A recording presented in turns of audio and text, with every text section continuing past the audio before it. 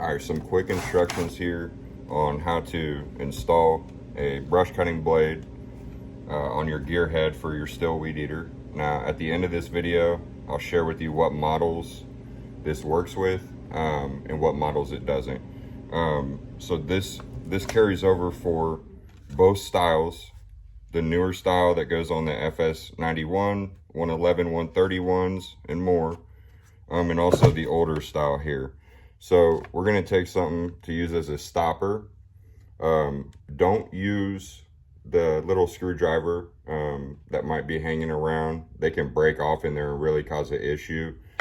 Use something a little tougher. We're going to stick that down in this little hole and keep a little down pressure on it. Spin your head till you hear it kind of catch there. I'll do that again. You hear it catch, and then this is going to be a reverse thread. Spin that off. Good time to clean this up a little bit if you need to. So this is an 80 tooth blade.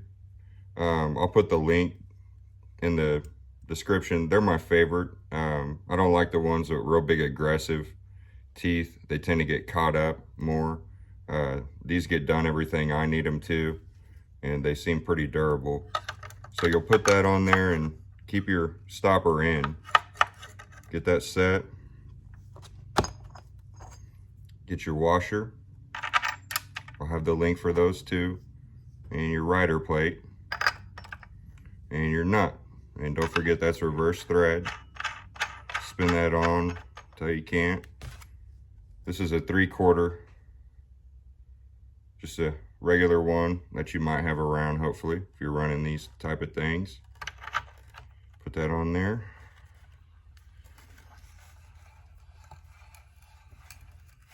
Also a good time to grease your gear head if it needs it. All right, so here we go. It's installed. Make sure it's good and not off balance, and you're good to go. So STIHL, they do recommend that you're using the larger, I think it's a 420 degree deflector when you're running these blades. So that's something that's important to note. The other thing is that what I'm using for this example is on a combi attachment. So STIHL sells their combi line, you know, that they push for being able to run different attachments. Hedge clipper attachment, pole saw attachment, edger, and more, tiller, blower. However, as long as you have a pro model straight shaft trimmer that has a solid inner drive shaft, not the flexible inner drive shaft, a solid inner drive shaft, you don't need the combi setup. You can use your original shaft and engine and just buy and swap out separate gear heads.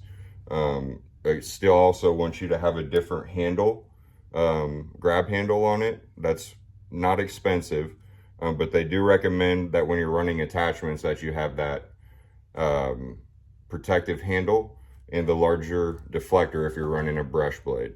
But other than that, if you have a FS 90, 91, 111, 130, FS 240, 250, 110, 130, most all of those, they came with the solid inner drive shaft. So you can go ahead and run different attachments. You know, they don't necessarily push that in the dealerships. They kind of point you toward that combi setup, but you'll save a lot of money. That's the best way to do it. So I'll have the links for the little adapter kit that's less than $10 on Amazon, and also the 2-pack of these blades I typically buy for I think $18 for a 2-pack. They're pretty good blades, and there's all kinds of different ones you can get.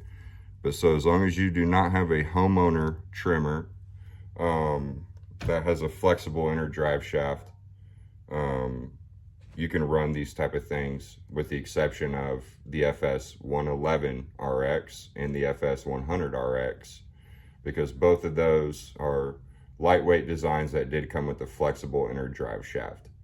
But you can also just pull that flexible drive shaft out, put a solid inner drive shaft in it, and there you go. Now you're opened up to not be limited to just running a string head. So hope that helps.